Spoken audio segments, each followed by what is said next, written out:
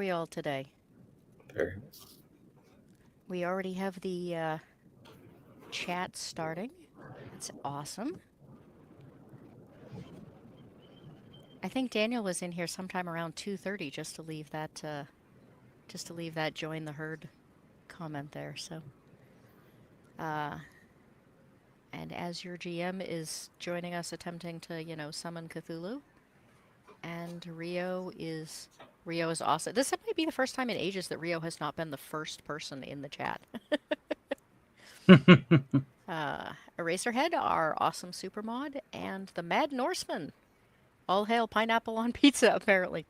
So I have to say tonight is blueberry and ricotta cheese pizza. So we'll be discussing that one, considering that I don't even like blueberries. But that was the last of my. I promised for those of you who don't know, I promised I would go through the entire non-pork menu of the local pizza place, no matter how frightening they seemed. And this was the last one, was the blueberry and ricotta, because I don't like blueberries and I've really desperately been trying to I've really desperately been putting it off. So we have fabulous guests tonight and pretty much all action related games. So we have a theme for the first time ever. So Steve, we want to start with you and just tell us a little bit about yourself and your life with gaming. My life with gaming. Well, I'm Steve Lorch. I'm the developer and editor-in-chief of Alloyed RPG. And man, my gaming goes back to, I guess, the 80s, growing up on AD&D, which I guess would be 2E. I guess you could call that. And played that and then left the whole thing for about 30 years. Came back into 5E and it was not the same animal. And a bunch of us that were kind of in the same position got together and decided to create a game that captured the feel of what we grew up on. So that's kind of the impetus for Alloyed RPG.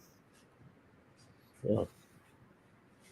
It's in general, the game itself, as far as core mechanics, it's very simple. I think you described it as rules light. I would say that would be an accurate description. The core rules are about 10 pages, and it's really designed to get people up and running and just having a good time at the table quickly.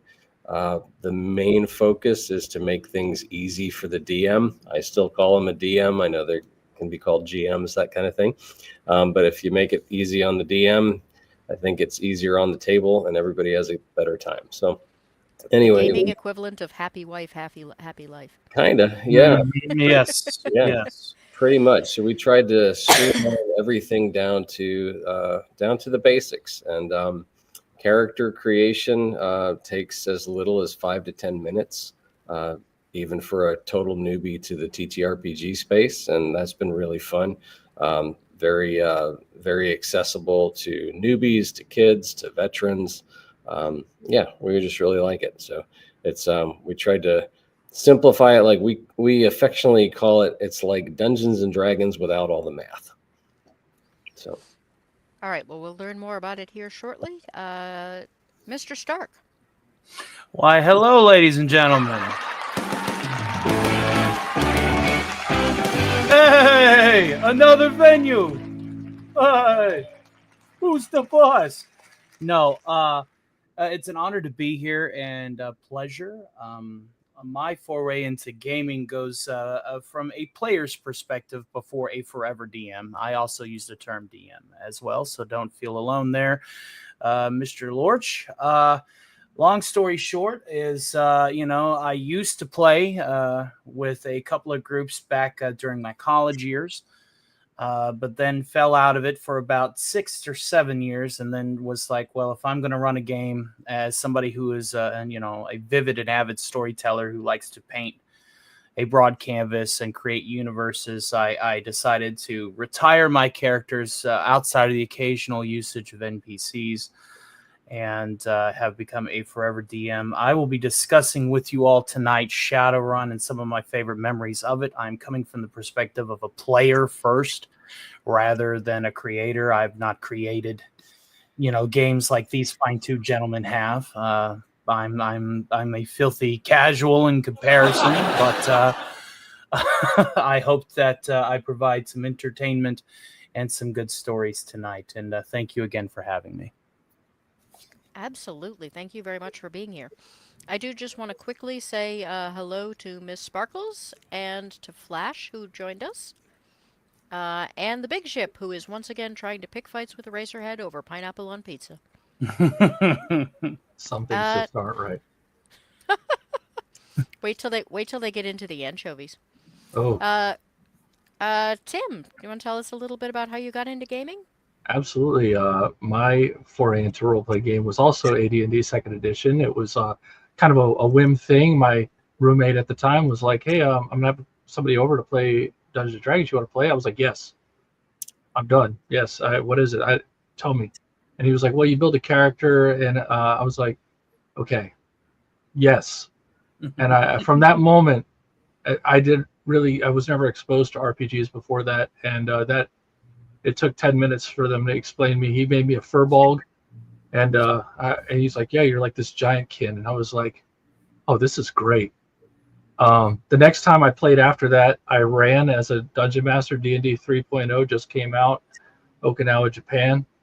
Um, it was a group of up to 10 players. It was wild. I don't recommend that for anybody, but when you have a bunch of bored Marines around, it's a good time.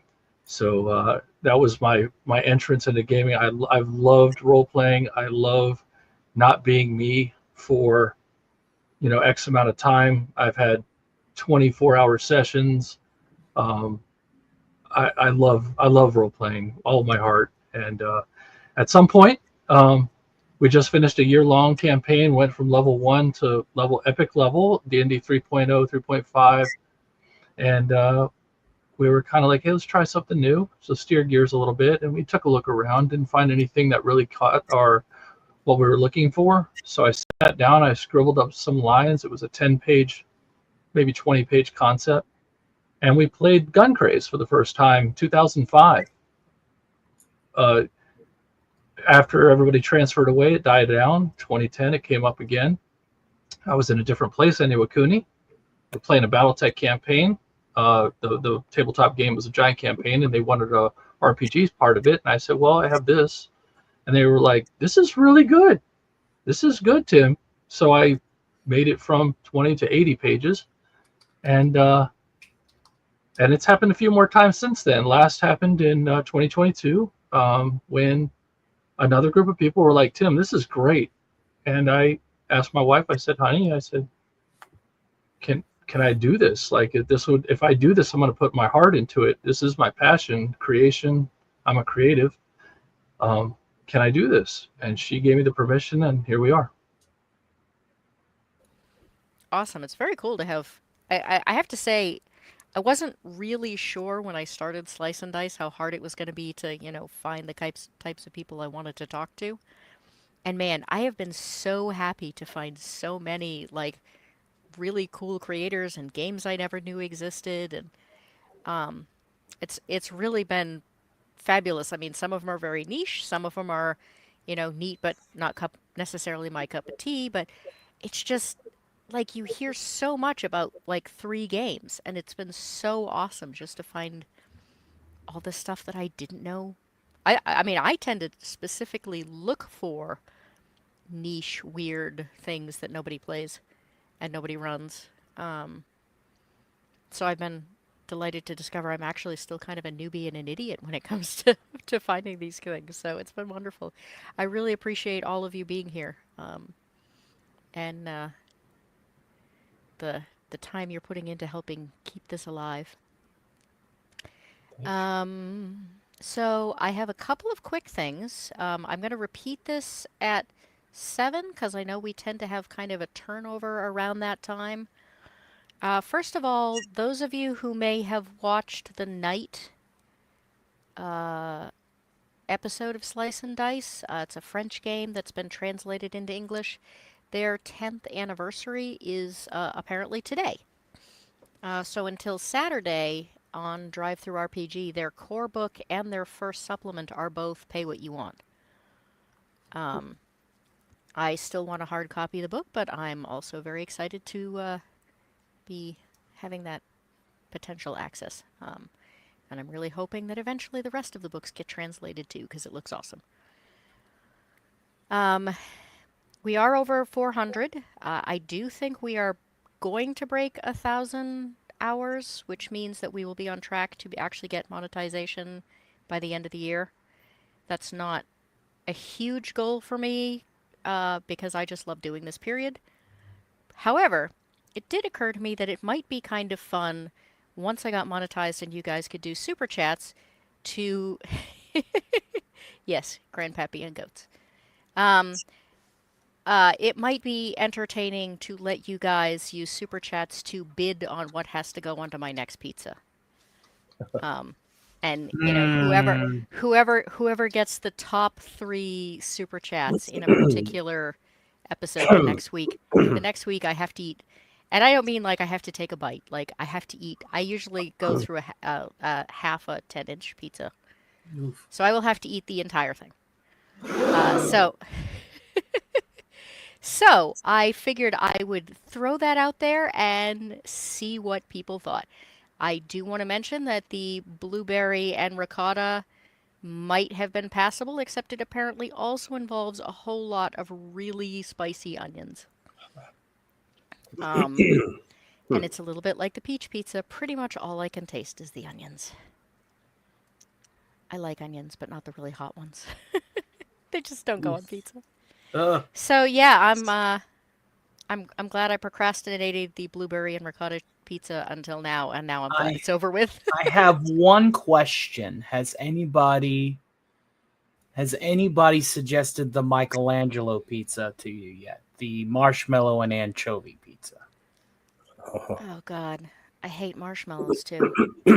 I know who's gonna get their first super chat from me. Oh, I'm sorry.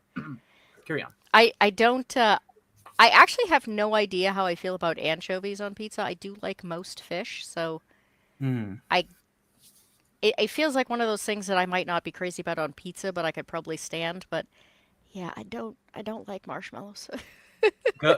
Coming soon as she's monetized. Goat versus the Michelangelo. It's gonna happen. That super chat better be worth it. It'll be like, I don't know, at least 20. I mean, I'm not gonna that'd be worth say do it $2.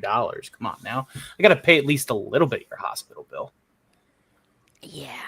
Yeah, the only rules will be I am allergic to shellfish, so there can't be any shellfish. Okay. And I don't eat pork, so there can't be any pork. Those will be my only requirements. Other than that, I may regret this going forward, but it may also mean that my watch hours pick up as people plan my demise. Hello to Wormy Spoons. Welcome. Yeah, I agree, Miss Sparkles. Fish and marshmallow. I mean, if you were a turtle, it might be great, but I'm not a turtle, so I'm a goat. No, she is a goat. So on to the... Oh, that's... I forgot. None of you guys have been on before. So you also, as you go around and talk about your game, you also have to tell us what your favorite pizza topping is. It can't be pepperoni, because pepperoni is the Wizards of the Coast of pizzas. Okay. And the and if you have an especially weird topping you like, we love to hear about those too. So, Steve, if you'd like to start us off. Start you off with the pizza, sure. Well, yeah. Can I start with the pizza? My favorite topping pizza is a. You're gonna hate it because it's the whole, pineapple on a pizza. But I like Hawaiian barbecue chicken. Would you like that? It's pretty good. Sorry. Now, see, that's actually really interesting because one of the reasons I've never tried Hawaiian is it's almost always ham and pineapple. Mm-hmm. And trying to find just pineapple. So I don't actually know if I like pineapple. I don't tend to like warm pineapple. Sure. But I don't know if I like it on pizza or not because it's never. But I'll have to find that and give it a try sometime. There you go. I think Papa John's has it. So, there you go. Papa John's has a passable version of that. Yeah. I would still recommend a local pizzeria that features those toppings over Papa John's. For sure. For sure. So talk to us about Alloyed and the lack Yeah. of math, because I love lack Yes. of math. Yeah, so I actually have some props with me here, if I am okay sharing them.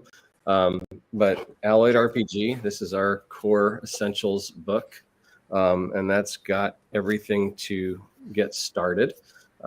It's got the 10-page core rules. It's got how to make the characters. It's got the mythos of the world. It has a 100 entry creature compendium in there, and it also has the first adventure module as well, called Lost Envoys of Alnico Island, which is a really fun adventure through that. So yeah, the easiest thing to say about Alloyed RPG is that it's fairly easy. Like I said, we tried to make it so that it was simple to run at the table. Not a big fan of rules lawyers, you know. If I run a game, to me, it's about crafting a story together that's fun. You know, at the end of the day, right? The G is game, and game means something for fun. And so that's really, it's just about being able to get together with some friends and new friends and old friends and enjoy a good epic story together. Alloyed tends to be one-shot centered. So even in the mythos of the world we created, we made it with certain mechanisms to be very conducive to playing one-shots. And I really like that, because I'm not sure, you know, where you guys are as far as your groups go, but at least in my neck of the woods, it's very hard to get people to commit to week in, week out consistently to run, you know, a long campaign. I'm not an online guy. I grew up, like I said, playing in the 80s. I'm very much pencil, paper, in person. Right. We have pizza. We spend, you know, 3 to 4 hours getting in, you know, just playing a game together. And so, so I've never been more, you know, about the online stuff. So what's really nice about Alloyed RPG, especially with the one shots, is it doesn't matter who shows up at game night. You know, it's not dependent on, oh, well, you know, 2 people can't make it. Now the whole thing's messed up. Newbies can come in and not skip a beat. Like I said, we've had people come to the table. We can get them up and running in 5 to 10 minutes, even if they've never played an RPG before, and they have a blast. And that's really, for me, the joy of it all, you know, is to, when you, especially when you see somebody that's never played a tabletop role-playing game before, and all of a sudden, you know, they go from nervous to, man, I think you just messed me up for life, because this is awesome. You know, that's a really fun thing. So anyway, so that's what Alloyed RPG does. A couple of the things that kind of make it unique, based on 1d20, that's it. So all the mechanics are 1d20. It doesn't follow the typical 6 trait kind of thing like D&D does. We just have 3. It's, you've got stuff that requires body, stuff that requires mind, stuff that requires spirit. That's it. Wow. Yep. So it's really stripped down, really streamlined. And the other thing too is, granted, it may not be everybody's cup of tea. Some people really like to nerd out on statistics and all that kind of stuff. I like a smooth flow at the table. And that's what this whole thing was designed for. So this was about 3 years in development with a team of 5 writers to basically break it, replay it, break it, replay it. So this has been run through the mill. So it's very streamlined and nice that way. The other thing too is that I kind of got back into RPGs through miniatures. I like to paint minis. It was just a fun hobby for me, but then I wanted to play those minis at the table. So one thing that's kind of cool that we do for like our creature compendiums is, if you look through them, I'll try to turn here. You'll actually find that we do them in reverse. So we start with miniatures. So you'll actually be able to find these minis online. They're all indexed to direct you back to the original STL creators. So any of the stuff that shows up in a campaign or a module, you can buy that exact mini and play it at your table. So it's That's not ace. it's not That's close. ace. It's not maybe. It's actually that mini. So Mhm. that's just one of the quirky things that we incorporated into that, just because I don't know. It was a really cool thing growing up and having just a table with terrain and miniatures. It's clunky, but it's fun. So, It's a beautiful rule book, by the way. oh, Yeah. thanks. Yeah, As a Warhammer 40K player, I have to agree. Miniatures are awesome. So, yeah. So, that's that part of it, and then this is what a typical adventure campaign would look like. Again, this is a one shot. It's about 30 pages, but it's all made to play 3 to 4 hours with breaks. That's amazing. kind of the goal that we go for. that's did you- rad. That's How did you rad. find your That's artists? ace. That is perfect. So this is one of those things where people are going to maybe bristle, but yeah, we do use AI in some of the art, a lot of the art. Oh, horrors, yeah. The thing about it for me is this, and I actually have on our YouTube channel a video about our position on that, because when we first released everything, man, we got trolled pretty heavily, for the AI stuff, and it's kind of ironic because I've probably commissioned more money in artwork than most of the people that ever comment on a video. But this isn't one of those times. We actually release everything, all the content for Alloyed RPG for free. So it is always available for free as PDF. The print versions cost, and it's really just a little bit above what it costs us to print. So for me, doing that, the artwork is supplemental to the story. Mm-hmm. And I think that's one of those longer conversations to be made, but we're writers. And so the art complements the writing, not the reverse. And so that's how we kind of look at AI. The other thing too is that we actually still, even within the context of it, we commission a lot of cartography. And I can tell you, like, for if anybody's ever done a publication, I can tell you from how much art I have commissioned that the artwork in this probably would have cost me close to $30,000-$40,000 in just artwork alone, for something that we give away for free. So Yeah, just Right. not going to do that. And so that book is amazing.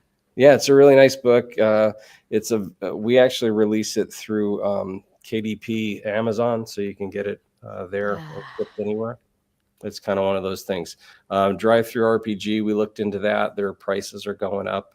It's getting a little bit squirrely with that. We may switch over to drive-through as well in the future. They figured out they were losing money on yellow ink. Yeah. That's why that. Oh no, that is apparently actually the thing. Someone apparently didn't realize that it uses yellow ink when they print black and white, and so they weren't charging enough to start with.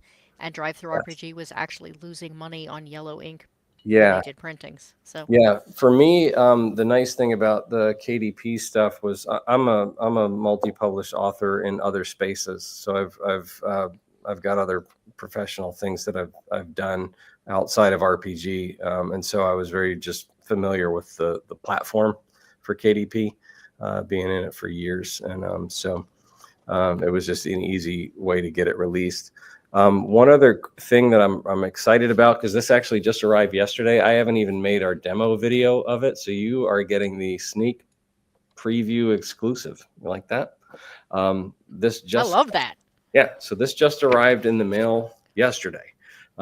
It's called Quick D6. It's actually a subsidiary of Alloyed RPG. It uses a lot of the mechanics, and we call it a supplemental solo and party gameplay for Alloyed RPG. And so Quick D6 is, what's cool about it is instead of 1D20, it uses 1D6. That's it. Super stripped down. And this is actually the core rule book. This is it, with 6 adventure modules with it.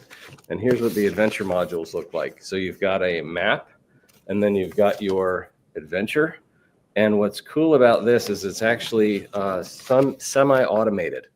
So there are fill-in-the-blank spaces for the different places on the maps. You actually roll to see what's populated. So even the GM doesn't know what's coming. And it's really fun. So this is for 20 minutes to 30 minutes at the table. So this is something where if you have the situation where you've basically just want to sit down and chuck dice and kill stuff for 20 to 30 minutes, you can. And it gets people into the whole space really well. So anyway, check that out. Quick D6. That's really cool. Love it. Anyway, pretty happy. It makes me very nostalgic for those old, like, 70s and early 80s D&D, Yeah. like pamphlet adventures that were like $4 or something. Yeah, well, that's what I grew up on. You know what I mean? And there are a bunch of us out there like that. And I know that there's I forget what the word is that people call us sometimes. Not curmudgeon. There's something. Anyway, something in the RPG space where basically people of a certain age. Let's put it that way. But we still like to have fun and tell good stories and all that. I will say one more thing in this this core book. We've got, it also includes 20, because again, it's based on 1d20. It's got 20 random encounters like this. So each random encounter has the map and then the random encounter with 5 variations as well. So it's almost like endless possibilities. And the random encounters are agnostic in the sense that you can throw them into any setting. It doesn't have to be in our world or any of that kind of stuff. And it's just to add 20 to 30 minutes to the game. And we found that that's very useful because, for example, we ran a campaign where there was supposed to be an encounter with a dire bear that was supposed to be fairly epic. The dire bear rolled really badly and the party rolled really well. And that 20 to 30 minute encounter was about 5 to 7 minutes. And you go, okay, we need to add some more time to the table. So that's what those random encounters are there to do. So, yep. So is this like, is it a classless system? Yes. Oh, that's another good point. So it has zero bearing on any kind of stats as to what you want to be. So you can literally be a robot, dachshund, samurai, wizard. I don't care.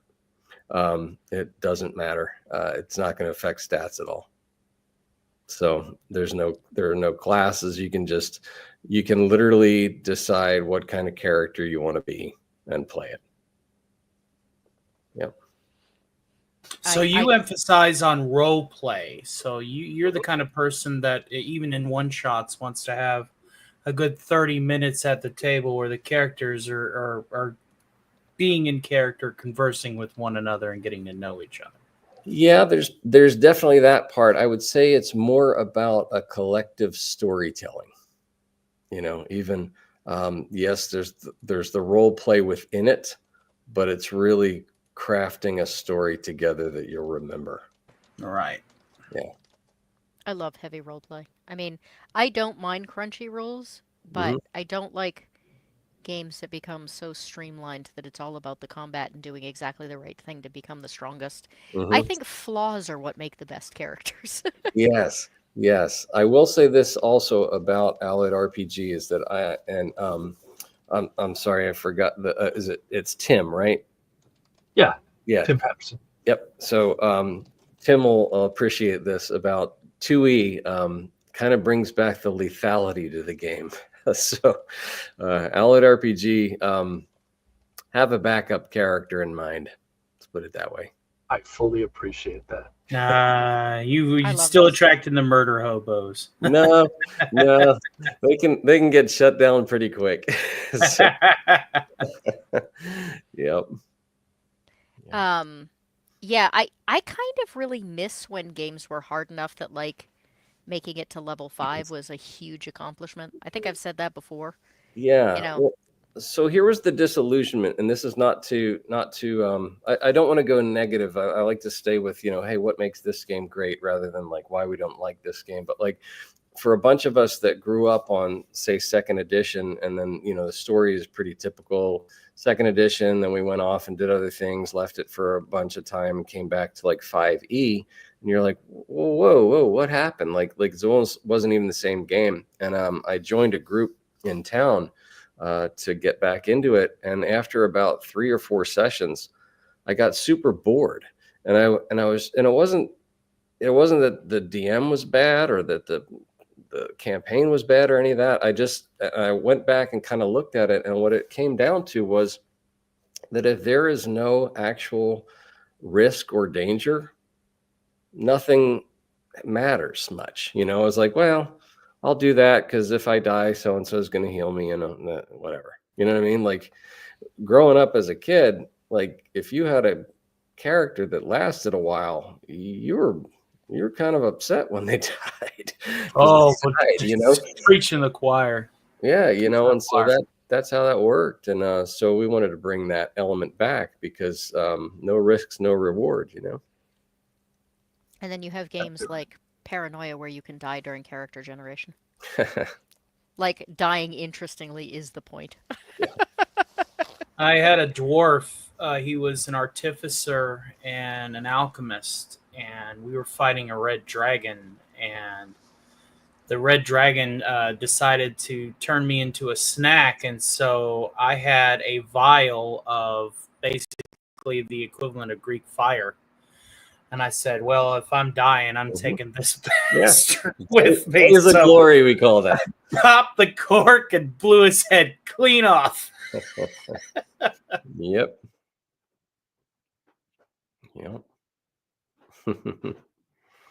So I think that's about it for Alloyed RPG. I don't want to, I want to give these guys some time to talk about their games, but definitely check it out. And the thing is, there's no risk checking out Alloyed RPG because you can download everything for free. Yeah, and that's pretty amazing to put that much effort in and then just kind of give it away. So yeah, labor of love. Yeah, absolutely. But you don't see very many of those these days, so it's really great. Does the chat have any questions about Alloyed RPG? I'm sure they'll come through in a second if anyone has them. So talk amongst yourselves. Yep. We were talking about death in characters. I once was trying to teach people how to roleplay, and so I wanted to emphasize the roleplay and not anything else. So we did toon paranoia. So like basically they could just die as many times as they wanted. And it got to the point where they got someplace, they got lost in the dark, and they didn't have a flashlight. And of course, in paranoia, you always start in the holding tanks. So one of them was like, "What are we gonna do?"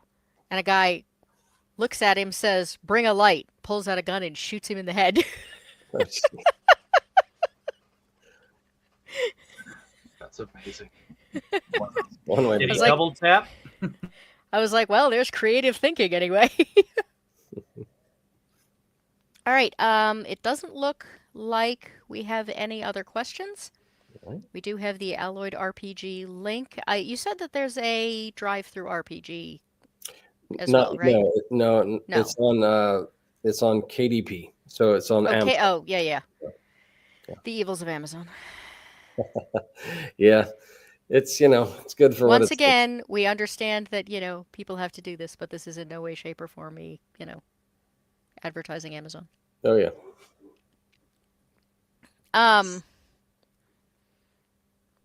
Well, darn it. That means, like, getting a physical copy of the book is going to not work for me, huh? Bummer. Well, there you go. Yeah, if you're boycotting Amazon, probably not until... I have not shopped at Amazon since 2013. I would buy it from them and then just upcharge you. No, because they're still getting the money. Yeah, I'll tell you what you can do is that, you can email me direct, and I can send you a discounted author's copy. I mean, I could just suffer through the electronic version. I love physical books. Me too. But I have come to the conclusion that sometimes I just don't have a choice if I'm not going to do Amazon. So that's and again, not to shift the conversation a little bit, but that was one of the things that I've kind of noticed. That's been a little weird. You go on to Drive Through RPG, and I can never tell if there's ever a physical copy available. Because they advertise it if it's a physical copy, but then you get to it and it's PDF. So yeah. Really? Oh yeah. I'm trying to remember. It's been a long time since I bought a book from them. I tend to get a lot of like map material. Mm-hmm. But it's been a long time since I bought a book, so I might just be old.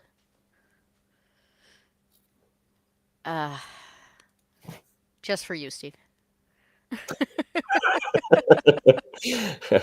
I don't even want to ask ages of the group here, you know what I mean? So it's all right. No worries. Old enough to know better. 47. There you go. I mean, this might be one of the first times I'm not the oldest person here, but not by much. Yeah. Well, I always say that I'm 16 in my head. My body's about 60 from serving in the Marine Corps. That averages out right there to 47, so we're good. That's Oh, right. there we go. Yeah, I'm 54, but mentally 12. So. Holy Emperor, I'm only 41. My husband insists on a regular basis that he's really 17. I appreciate that. Mm-hmm. Okay. It doesn't look like we have any questions, so Tony, take it away. Oh, me. Yes. Quite. Hi, I'm Tony, and I am going to talk not from a creator standpoint on creating games, but just as a player and a filthy casual, as it were. And the game that I want to bring to the table is one that has seen a lot of play. It is a cult classic, but there is still a lot of people out there that probably don't really know what it is. It is a game called Shadowrun, and I like the concept of bringing the fantasy elements into a very Blade Runner-like world, a very mega corporate ran digital world.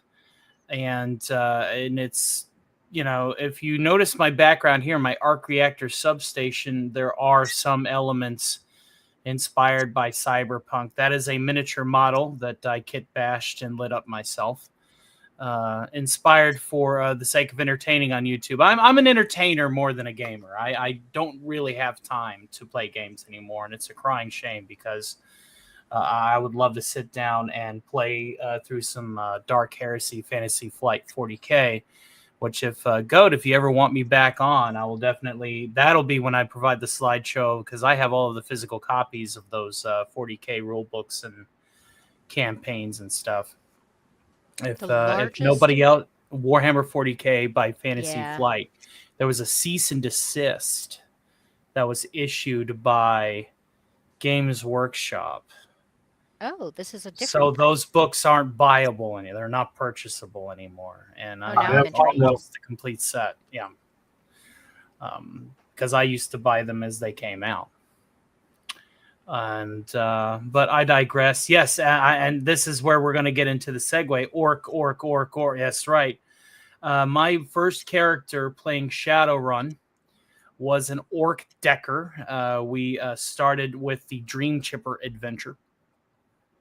And dumber than a box of rocks, but had such a willpower stat that he crushed any firewall just about as good as he were to crush skulls in combat. And he had like a big leather jacket and jeans, and he talked with the limey orky accent, like I gave him that accent. We's getting more weird, boys. That's right. So whenever it would be my turn, it'd be like, what's Grok doing? And I said, I tell you what we doing. We's gonna check in here, and we's gonna crush some butt good. And everybody would be laughing because, again, I'm a voice guy, and so that came through back in my earlier days whenever I used to play. But I was first introduced to this game not via tabletop. It was for the Super Nintendo in 1993. The Shadowrun game that's basically based on the book Never Deal with a Dragon by the co-creator Robert N. Charette.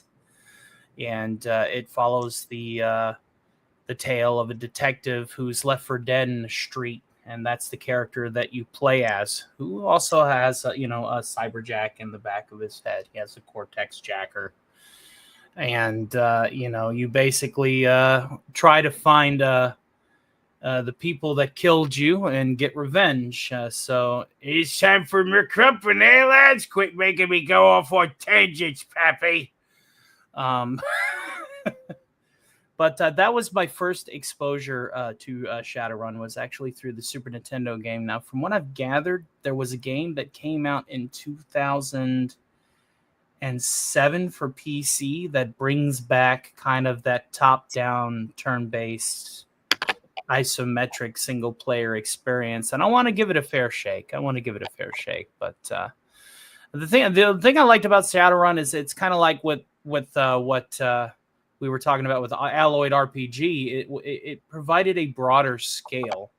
If you wanted to be technologically more capable, if you wanted to be, in the cyberpunk side of things and have gizmos and gadgets, you could. If you wanted to be more of a traditional fantasy character that lived in the Outlands, that wasn't in the cities and things of that nature, you could. And you would have such a mishmash melting pot of an adventuring party by the end of it, that it was a game where you could create a toolbox of party members, toolbox of characters, and everybody had opportunity for great role play. There's great role play involved, especially if you like that kind of genre, like the cyberpunk genre, the Blade Runner esque kind of, dark future, dark city kind of vibe. And, I mean, I've had a lot of fun with it. Some of my favorite adventure modules are prefabs. Anybody who's played Shadowrun knows about Denver, the City of Shadows. That's like a flagship FASFA adventure. The Wake of the Comet. That's just a little backstory. Halley's Comet is what brings this upsurge in the magical elements and the fantasy races and the metahumans back to the fore. It's the arrival of Halley's Comet sometime in 2050, around 2050. And it starts bringing this uptick of mana and mysticism. The Native American tribes and the Outlands were actually unlocking mystical powers with their shamans again, and it just really started like combining these two worlds. And yes, as Grandpappy says, Shadowrun is a fun series. It could be easy to kill yourself, though. Yes. Which edition did you play primarily? Second. Best one. Absolutely the best. I mean, I'm totally biased, but it's absolutely the best. Second. I played second. I wasn't around for first edition, so because again, this, like I said, I was exposed to this on the Super Nintendo. And again, back in those days, you didn't have an internet where you could go online and go, hey, Shadowrun, where can I find this stuff? You had to be lucky enough to go to a library or a hobby shop and see something that has the same name on it, which is exactly how it worked for me. I saw Shadowrun Core 2nd Edition. And I was like, wait a minute, like the game I rented from the store? And I was, fingering through it, and I said, this is Dungeons and Dragons, but cooler. And luckily, I had the money at the time. I brought the book to the countertop. I purchased it and never looked back since. Got some other people involved, a lot of my friends in my friend group, and we were playing every other weekend. And all the way through about 97, 98. Those were the days, man. Also Shadowrunner, Dragon Police. Yes, the Dragon Police. Very good campaign. A fingering through it in a public library. Naughty. Yeah. You're funny. I don't remember exactly what the first game was that I was introduced to other than D&D. But Shadowrun is definitely the one that made me realize, oh, you know what? There are way better games out there than Yeah. I mean, I loved AD&D. I mean, I still do. But once I found Shadowrun, I really started to drift further and further away from that kind of really what felt kind of two-dimensional world building. Well, yeah, because it was always swords and sorcery. You had to follow the rules of a certain time period.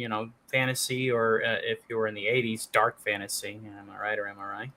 Mhm. And the problem is there wasn't really. It wasn't like you could be a creative role player. I use the term creative role players and not like a creative, creating a world, but like actually borderline becoming an actor for this character, being somebody that's literally investing themselves into the role. My earliest lessons into method acting, into being an entertainer and an impersonator, was due to the skills I learned chucking dice with a couple of friends at a table and getting invested in a character and assuming what that character would want and making it different than the person playing the character would choose. If I was say like my orc liked getting drunk, liked getting into fights, hated anything that was highbrow, but he was also the kind of person that if there was somebody that he was obligated to protect or became friends with, even them Ponzi Elvish and Native American types, he would be the first to go, hey, that's my runt. Only I'm allowed to wail on him. You get through me before you wail on my runt. And that's something that made that character so fun to play. And you get these moments of creative inspiration, and when you're working on a muse, that you get lost in the character. You get excited to be able to put on the clothes of the character. It's like going on stage. And Shadowrun is one of those environments where you not just don't have the flexibility to really find a way to express yourself through a character, but it is a very simple system. It's similar to most, like, I like to call it diet GURPS. It's not like complete GURPS, because GURPS can be a mathematical headache. It's kind of like diet GURPS, where it takes the elements of GURPS and makes it to where you don't have to be a rocket scientist or a theoretical mathematician to be able to play it.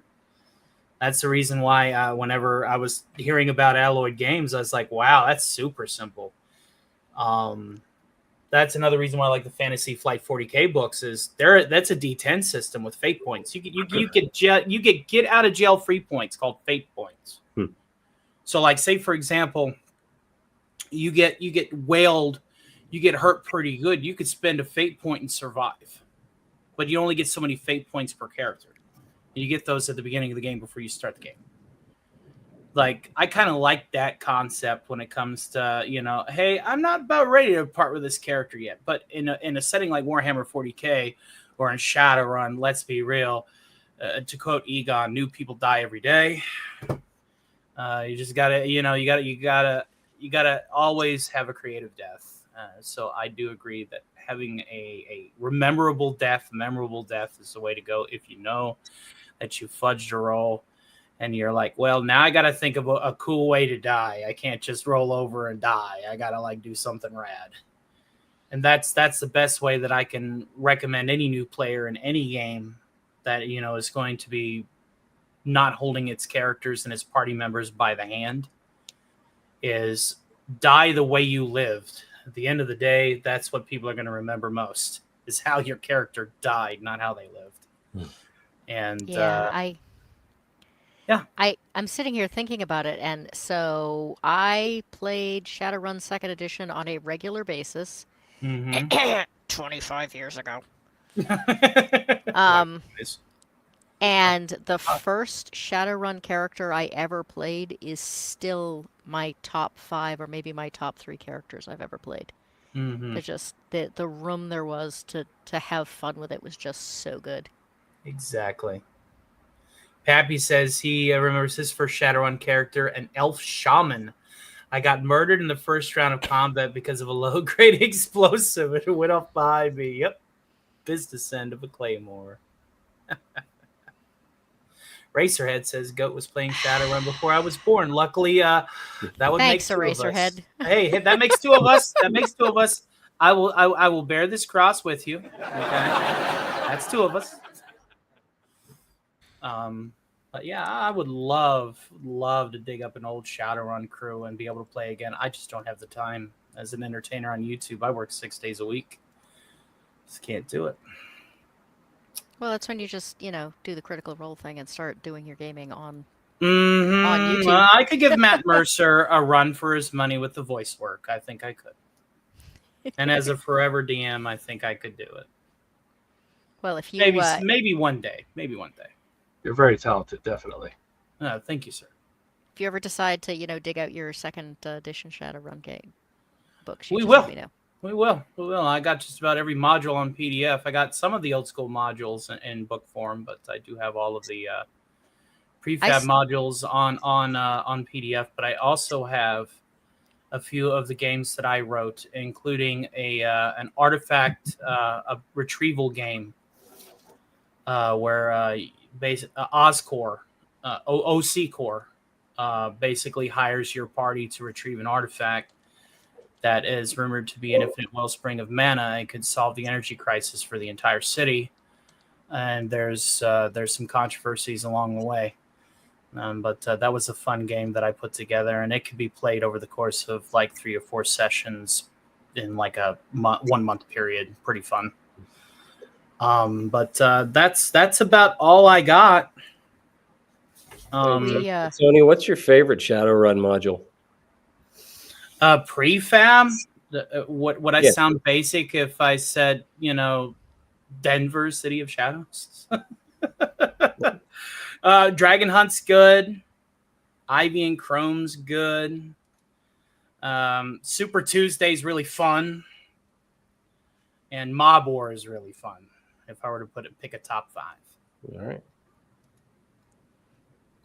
I know they're almost all FASFAs, but I was wondering if you would just take a second to explain, just so that maybe everybody knows that doesn't know Shadowrun, how dragons are in that game. Dragons rule the world. They're like the mafia dons, the CEOs, the greediest of the greedy. Very rarely do you encounter a dragon that is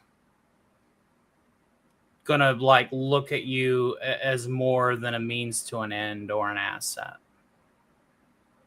My experiences with dragons have been very crazy. And speaking of dragons, hail to the great Levistro. It's a pleasure to see you. He says, I need to move to Shadowrun.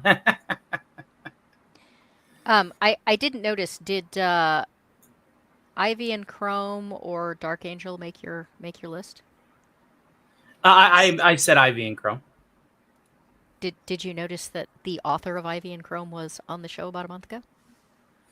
I did not start watching the show until last week. Yep, Tom. I'm gonna have to definitely stick the tape in and replay. Huge get.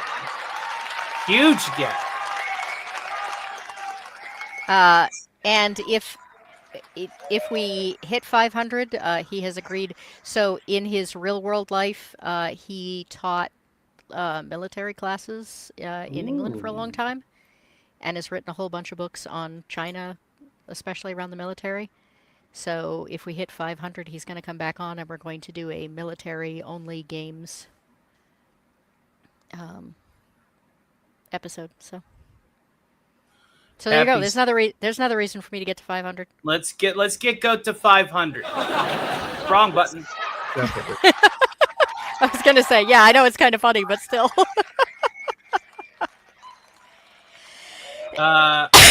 Debbie says he remembers playing an orc as well. Oh man, orcs are so fun. Willpower for the win. Who just healed everyone. I died due to quite literally saving another player and tossing them out of a building, which was overcome with a virus and was eating away at the foundation. Ew. Awesome. Very awesome. What was your favorite Shadowrun character? Did you play multiple ones, or did you have a See Or was here. it, or was it that orc? I'm a kind of like one of those character archetypes that likes to either play a really brainy wuss or a really lunky meathead. Like very rarely do I like to play a more of a John or Joe average or a highly charismatic character. I like to challenge my abilities as an actor and as a performer to play archetypes that are a bit more like stereotypical. But like I said, orcs and dwarves are my go-to in Shadowrun. I did play a troll once, which was real neat, especially with the reactive natural armor buffs that you get as you took more and more damage. The how the skin would plate over, and you would take less and less. But yeah, dwarves and orcs. Occasionally, I'll play a human, but only if it's like, a nerdy type of human that's like totally reliant on technology. It's kind of the reason why Tony Stark fits my bill as my YouTube persona, as I do like being surrounded by my achievements, quite literally wearing them. But your favorite character was a troll Nambop.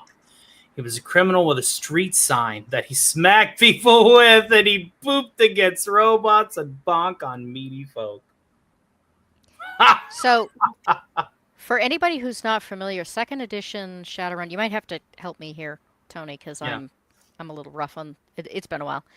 But instead of like a standard, you roll dice, for your stats, and then you have a certain number of skills or whatever, you had to prioritize.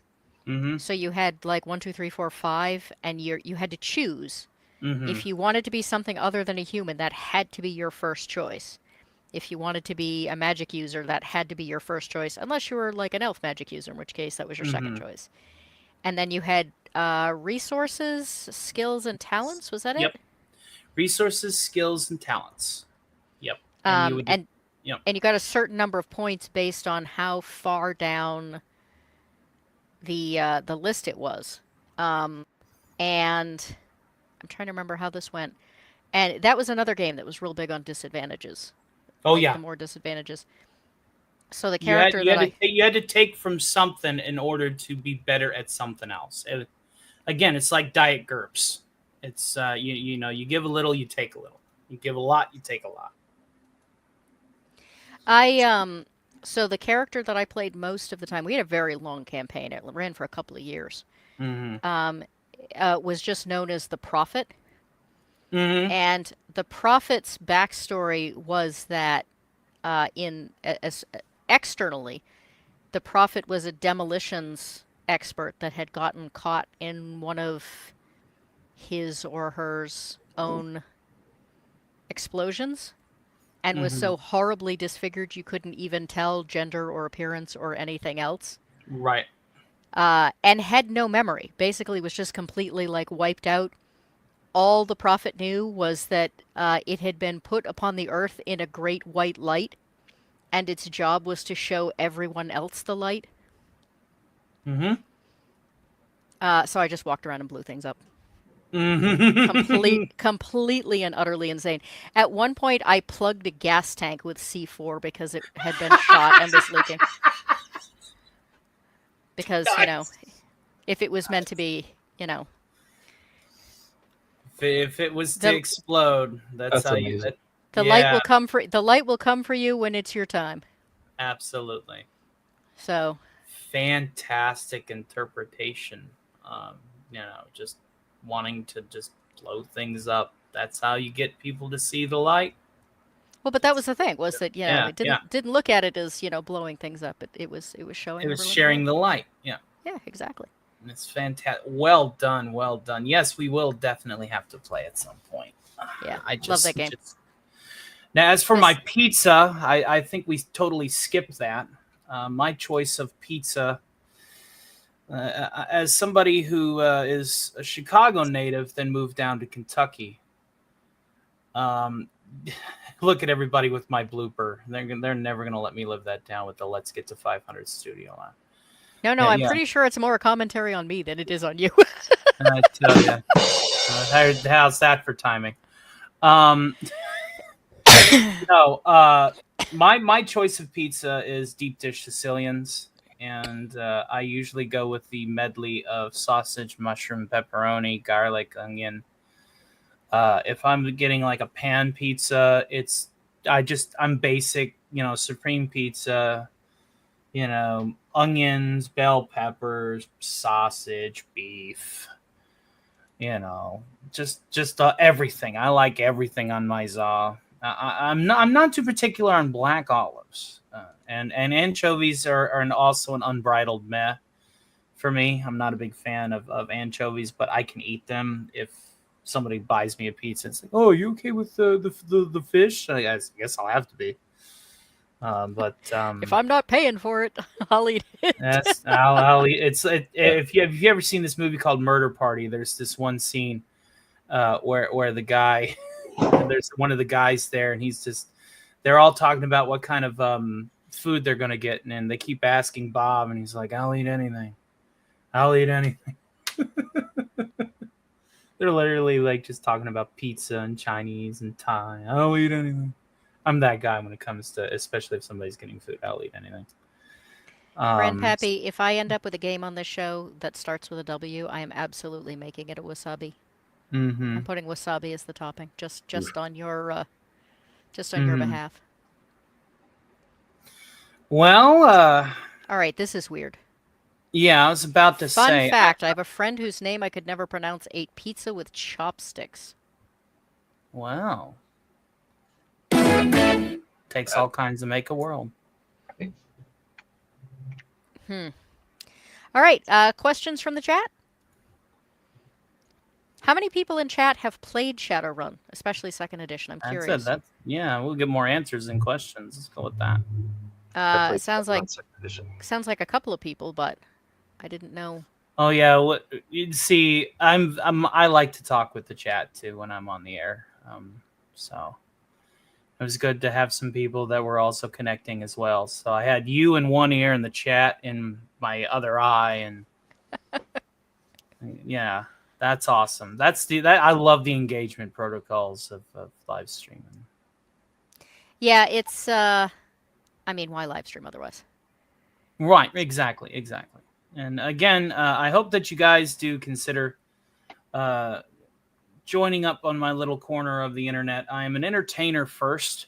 I do have a general punditry show on Saturday, but Thursdays is the days where you'll hear me sing songs, do skits, impersonations, and all that jazz.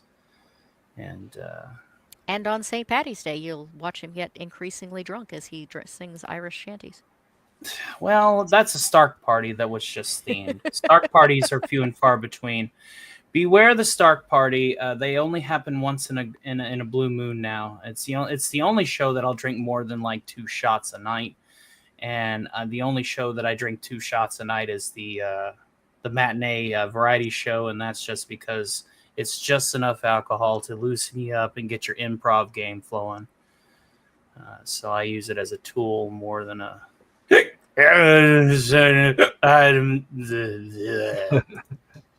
kind of thing. Yeah, despite my icon, I don't usually drink too much during streams, mainly because I'm too busy running keyboards. However, I'm celebrating a little bit tonight, so I did in fact have the husband picked me up an organic chocolate stout because I love my stouts, and they're really hard to find around here once winter goes away. Grandpappy, I tell you what, you bring that energy to a matinee summoning old ones, you might just get to meet Timmy. Timmy C. Stark, no relation, adopted son, Eldritch spawn. Little Cthulhu. Don't Be encourage happy him. to meet you. He doesn't need it. He'll be happy to meet you and possibly eat you. He wants to introduce Timmy. I think I have a small clip in my OBS that I can play. 1 second. Won't take too long. Let me dig it up. Here we are. That's Timmy. That's just creepy. Yes. I mean, gloriously so, but creepy. All right. I don't think we have any more questions from the chat, and I have noticed that we have several new people who are apparently here for Tim. So So I've seen 4 or 5 people that said they were here for Gun Craze. So Right. take it away. My peeps. Again, thank you, Goat, for this evening. I really appreciate this a lot. I will say that to me, the best pizza on the planet is just a wholesome New York plain cheese pizza that you could fold in half and just enjoy bite by bite. Just a plain cheese New York pizza. There's nothing like it in my mind. I'm a plain guy, and that keeps me happy. So, I'm sorry, I have to interrupt you just for a second. We are apparently being Tomby rated. So I want to greet all of the people from Tomby's stream. We are delighted to have you here. Raid. Yes, raid. So welcome. Welcome. Awesome. Tommy's All right. Good people. Yeah. So my name is Tim Patterson, and I'm the creator of Gun Craze. Gun Craze is an action tabletop role-playing system that is more than just a role-playing game, and it's more than a tabletop skirmish game. It's both. And this generally comes from my background in heavy Warhammer 40K. So, Tony, I appreciate everything you've been talking about. Dark Heresy. Holy Emperor, we got ourselves a faithful one. Hold on to those tomes of lore. They will be ever amazing. There's so much written in there that was lost now to the world. That being said, I have BattleTech is another strong tabletop game that I love. I love, obviously, role-playing games. I've been role-playing, again, I was told everybody earlier, since I was young, roughly around, I had already been in the Marine Corps, and my roommate was just like, hey, we're going to play AD&D 2nd edition. And I was sold, like instantly sold. Like, I get to be somebody else. Let's do this. I mean, it was amazing. It was life-changing for me. And the next time I ended up playing, I was the dungeon master of a 3rd edition campaign in Okinawa, and that lasted a long time. I had up to 10 players at my table, which I don't recommend. My next game after that was, in fact, Shadowrun, of which I never played a character because I was also the game master for that. The reading is amazing, a beautiful world, beautiful universe. When I tried to get the people who were really good at the game to explain to me, like, how good are dragons? And they're like, and then that's why I wanted you to do that part earlier, because the way they pitched it to me was just the way you did. Very awesome, very cool game. Definitely the grit. I think the grit of the Shadowrun universe is something, I dragged something from all these games and tied them together when I thought of Gun Craze. So years 2005, just kind of re-spool off this again. 2005, we just finished a year-long campaign over in Eastern North Carolina. If you're from Eastern North Carolina, hey. We wanted to do something modern, something different. So we looked at what we had available, and nothing really was, we didn't have a ton available, but we looked around and nothing really caught us. So I sat down, drew around 20 pages, and showed up with Gun Craze basic rules. And again, that happened a few times. And come again, August, probably March of 2022, post-COVID, we're starting to get people back together. Our campaigns have been destroyed. I'm not the only one. I'm sure you guys share those same pains. And now we're coming together, and we were doing a Mutants and Masterminds, and we had a session where somebody couldn't make it, and we didn't really want to continue without them because it was a good story.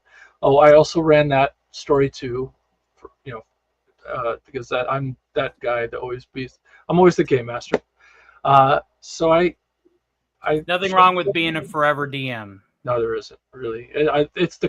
I'm a creative, so it allows me it's my outlet. I get to play more characters than you do. That's always how I think about it. It's hard. So, yeah, it is. So I sat down with this group. We started playing, and everybody was excited again. And one of the things, okay, so let's talk about Gun Craze. What is it? It is an action-based role-playing game and a tabletop game at the same time. What I mean by that is there is a tabletop skirmish game currently available on Amazon. All right. And alternatively, there is a current role-playing I'm game. sorry, Tony, do you have a boo sound effect? Yes. Uno momento, por favor. I'm with you, Tim. I got your back, Tim. I got I your am back. ashamed. Yeah, I appreciate it. All right. There So, you go. nice. Very good. Fair enough. So it is a technical role-playing game. If you want to use the term crunchy, then yes. Character creation can take a minute because you will never have the same character twice, and nor will you ever run into a character with the same abilities and skills as you have. It is a classless system. It uses D10s with D6s for damage. It uses hit locations. All right, so you don't ever just attack somebody and hit a hit point pool. You're hitting a head that hasn't been the hit points haven't been increased by working up your body score, has 10 hit points, and as far as being able to be killed, a heavy handgun does 2d6 damage. So just do the math there. All right, it is a gritty, on the edge of realism game, but I'm going to backtrack to when I said it's an action game. And this game, Gun Craze, is based on action movies from the 80s and 90s and today, John Wick, etc. What happens in an action movie? Do the action heroes die right off the bat? No. The feel is the action hero starts off strong, and he usually is showing off his skills. He's able to not fail. He doesn't fail immediately in the first scene. He shows shows his mettle. He shows his skill. He goes up against this bad guy at some point usually, and then he gets beat down or has to withdraw, and then he reattempts it after getting some kind of motivation. We use craze points to reflect that in Gun Craze. Craze points are a kind of a commodity system that you have 10 of them when you start the campaign, and you could burn them to add d6s to your tests. So you roll a d10, you get a 7, but you needed a 13.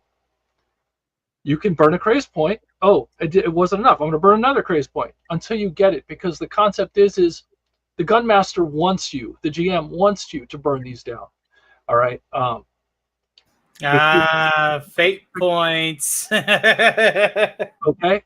But you can reclaim them by rolling high on your D10 rolls. Every time during a combat test, you roll a natural 9 or 10, you gain 1 back. So it's kind of an ebb and flow as you're working. And basically, it's your character being motivated by his success. That being said, I have several things to show off as we go. The RPG is currently still in progress. You can't get it anywhere in its finished form, but there is a Patreon right now, and he just put it up right there. Thanks, Eraserhead, you're the man.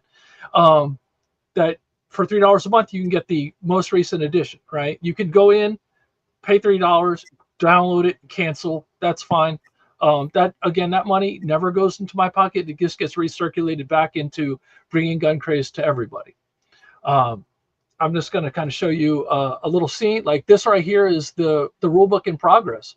All right. So what we're talking about, right? What I've been working on my stream are talents. Talents are similar to feats from the old Dungeons and Dragons 3rd 3.5, Pathfinder, etc. Because the feats really were cool because they had all these different abilities that you could add to your character. And one of the downsides, and I love D&D, trust me, I love it. I have so many books of D&D, and when I would play 3.5 tomorrow, one of the downsides was at the time was that a great sword fighter would generally only take power attack and cleave. If you was like a human, you'd get your 3rd, and now your power attack, cleave, weapon focus. That seemed to be like so common. So to break that up a little bit, that concept, again, this is not a D20 system, but I took from the games that I love, and what this does is it allows you to spend a certain amount of talent points to buy your talents. So you could buy a really strong one for 6 points, or you could buy 6 one-pointed talents, which really breaks up the game. It allows you to select from several utility talents and things like that to make you well-rounded in as you are as a character. Again, a classless system. So what are the things that make you different? Well, talents make you different. You have 5 core attributes. All right, they're called specializations. Ranged combat. Let me put this back on. Ranged combat, melee combat, body, quickness, and non-combat. All right. Ranged combat, melee combat, that is exactly what it sounds like. Body is broken down into attributes, which are strength, endurance, and toughness. All right, and those 3 attributes, they help build your character, but every one of them is important, right? There's no attribute that the gunmaster can't use to destroy you if you want to just go ahead. I'm never going to take toughness. Why do I need toughness? The first time somebody kicks you in the leg hard enough, you're going to go down and be in the fetal position until you get back up. So that's really kind of again, Gun Craze is a gritty a gritty game, but it has that redeeming factor of having craze points to keep you alive until you run out. Then you have to be very, very careful.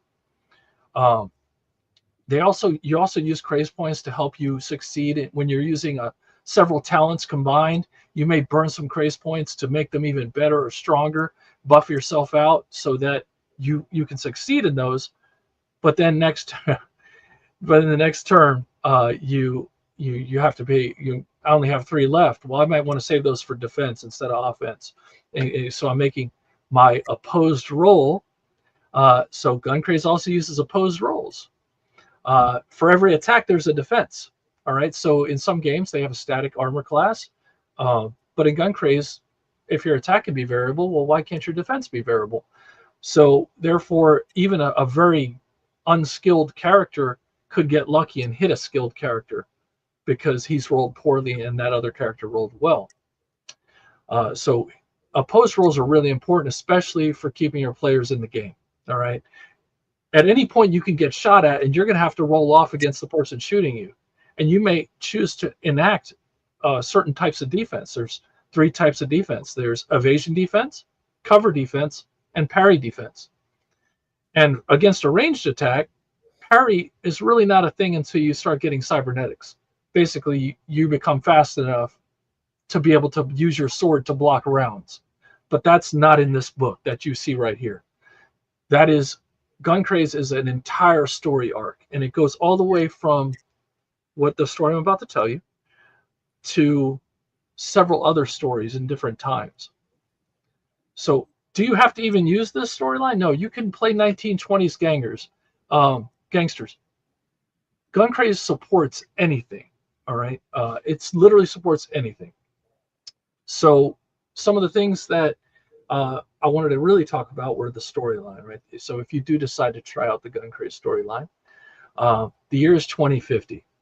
Technology, if you look back 25 years ago and see where we were then, and now you go 25 years into the future, you can only imagine where we're going to be. Things that we didn't even conceive where we were today.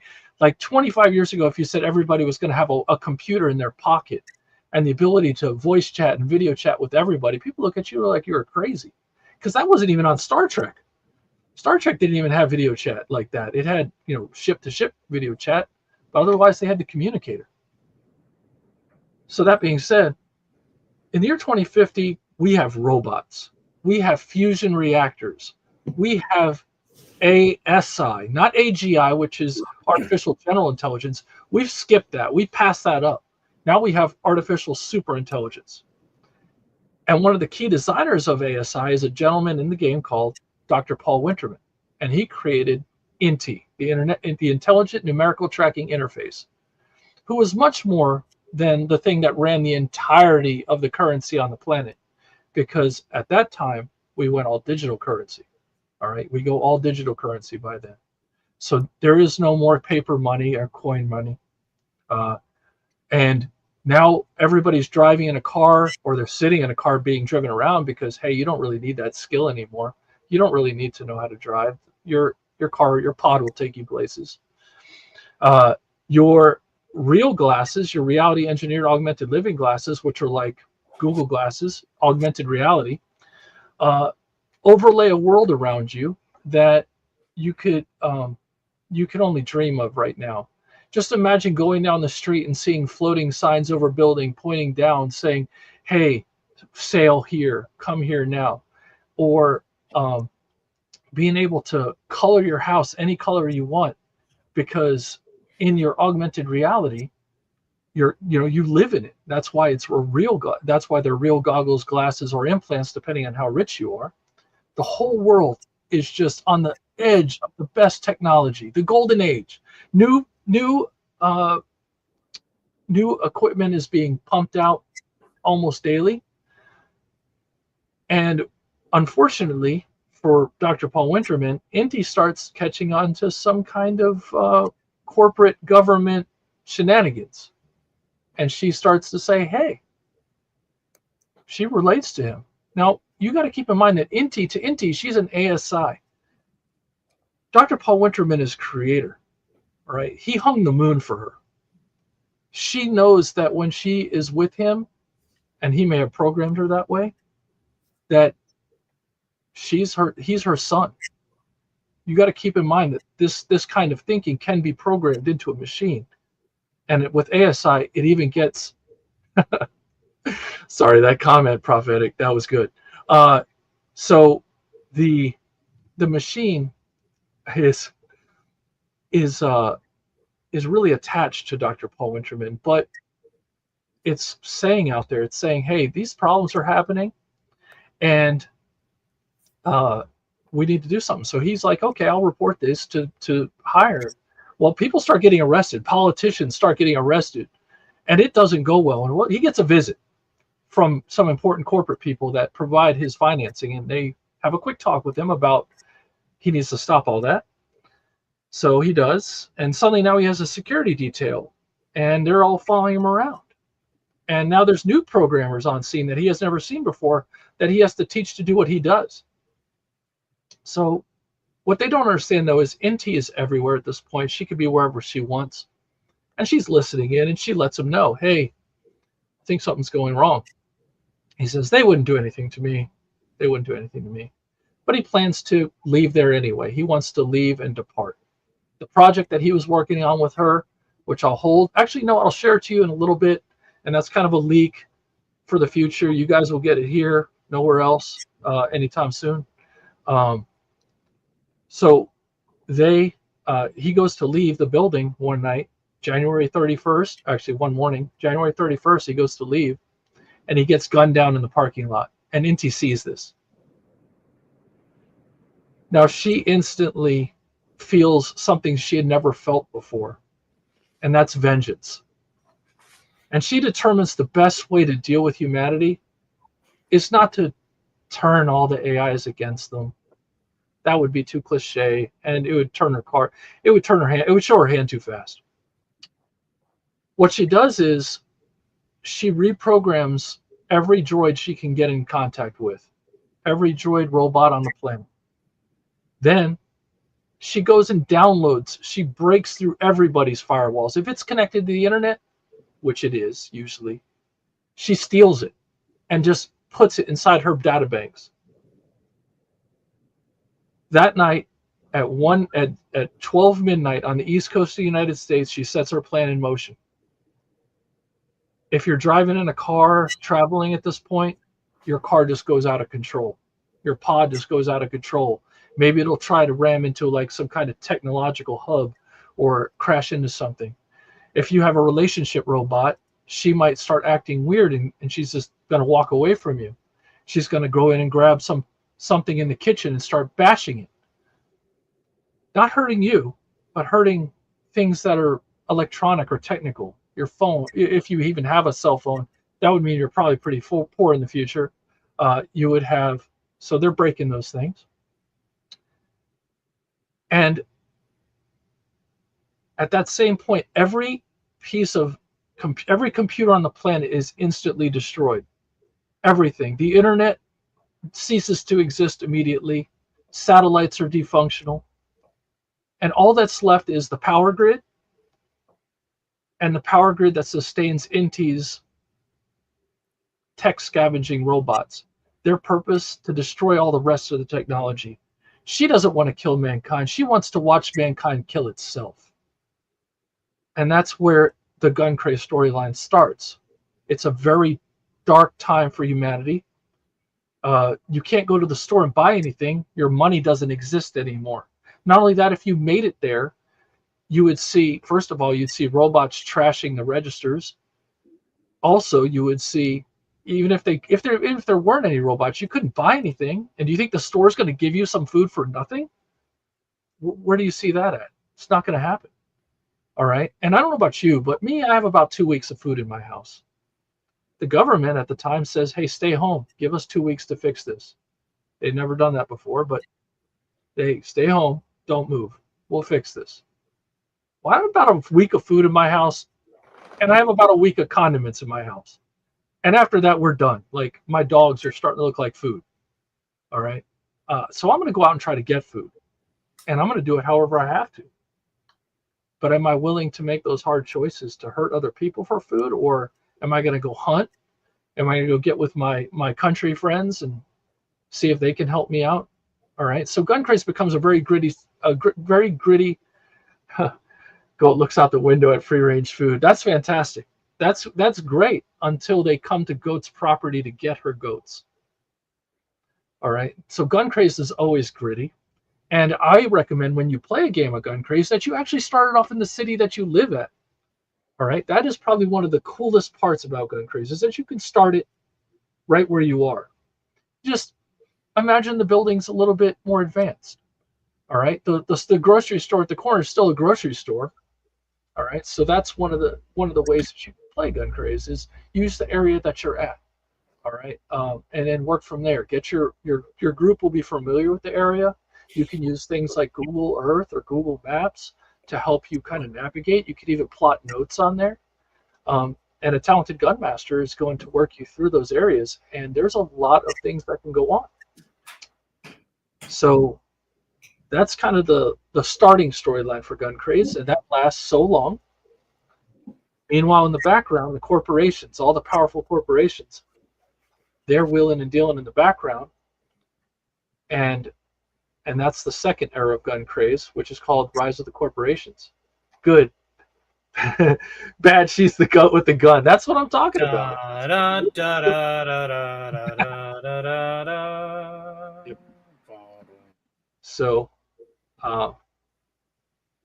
yeah, exactly, Eraserhead. You don't want to, you probably want to make your intentions known if you roll up on somebody's family during this time. All right, so there is a lot more than the rule book. At the Patreon, if you do sign up, you get the current edition of Gun Craze Miniature Battles, which is the tabletop game. And that essentially looks like this, a kind of a little clip through. So it's a 50-page rule book, and it covers essentially the combat of Gun Craze. It's the same rules. All right, it's just modified slightly to be a tabletop game. It has to have a way to win, right? You don't have necessarily a way to win in a role-playing game book. You just know how to play, all right? And what also Gun Craze comes with are these character cards, all right? These character cards are really important because what they do is they use the rules for Gun Craze to create them, all right? And you can use these cards, and these are all available free at guncraze.net. You can go peruse through them right now. Every card that you can play as is available at guncraze.net, and there will be more. These cards you can use as enemies or allies in the role-playing game.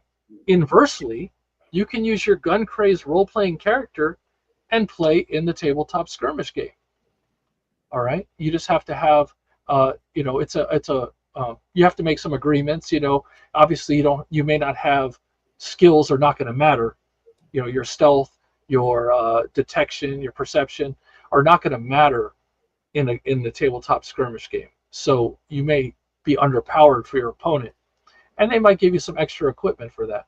So you can definitely find these cards at guncraze.net, and there are a lot of them. There's roughly 70. So definitely take a look at that. And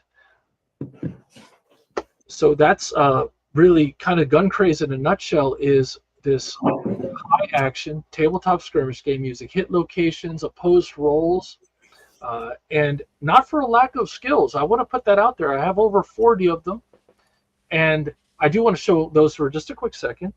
I ramble. It's my ADD. It will pass. Ramble on. All right, let's see here. Skipping past all the talents, which there are going to push over 300 different talents. And I'll give you just an example of one real quick, since we're there. Here's Impact Hit. All right, you can forego accuracy to land tremendous blows to your opponent, causing your crushing attacks to transfer through to your opponent's armor.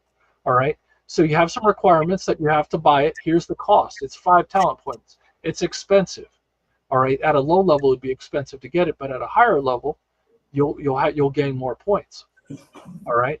The details: your mastery of striking techniques is unparalleled. Your attacks possess an incredible ability to bypass armor, ensuring that each crushing blow lands with maximum impact and damage. Right.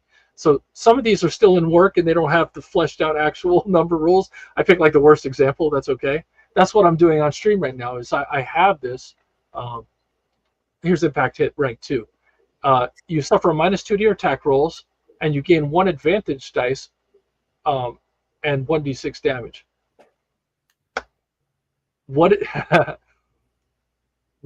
is an advantage dice? In Gunkrace, an advantage dice, anytime you get one, it allows, say if your weapon does 2d6 damage, an advantage dice you'd roll 3d6 and take the 2 highest. Okay, so if you have 4 advantage dice, you would roll 6d6 and take the 2 highest, really maxing out your damage as they come.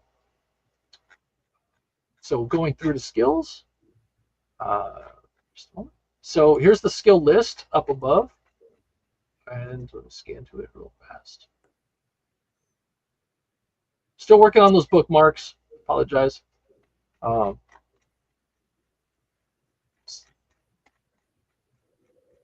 my goodness. All right, here we go.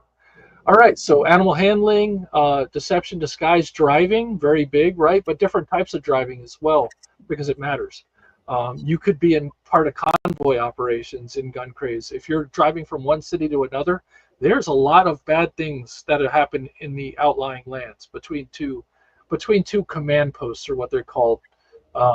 Farming, first aid, forgery, all right, navigation, Streetwise, classic one. I think that comes straight from ShadowRun. Correct me if I'm wrong. Haggling. So all these skills, and every skill, like let's say you wanted to be an engineer. All right. Well, what type of engineer do you want to be? Do you want to be an aerospace engineer, an agricultural engineer? And then if you do, you get extra items that can fit either a world building concept, if you like to be a world. I'm showing the wrong scene. I apologize. I'm a bad person. So yeah, you can have agricultural, like the bonus item here is a portable soil testing kit, because if you're going to start farming, you need to be able to have, the right land, arable land to do so. So there is a world building kind of background to Gun Craze as well, where if you want to play that type of campaign where it's not only action but world building, you could totally do so. This is between the gun master and the players. Weapons. People like weapons. I like weapons. Dart pistols, taser pistols, micro pistols. All right, pistols, big game rifles, dart rifles.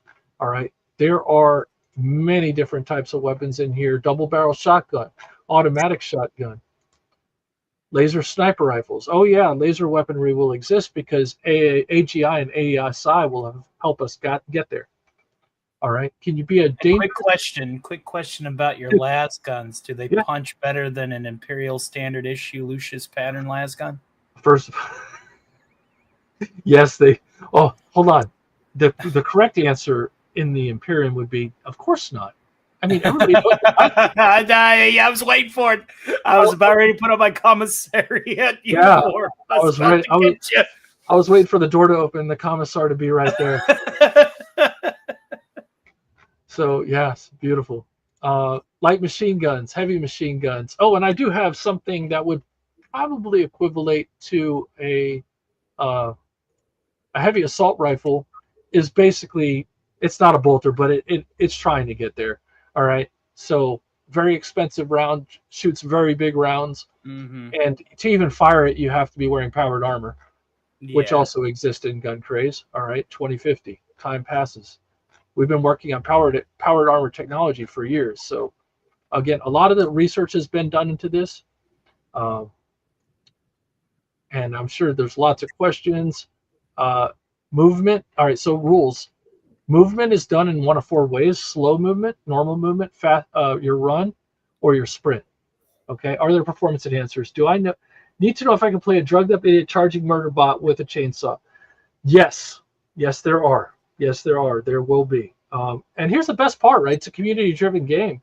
Uh, when you're not watching the Eclectic Goat, and that's very specific, when you are not watching the Eclectic Goat, uh, you head over to the kick.com stream, and you can actually participate in building this game. All right.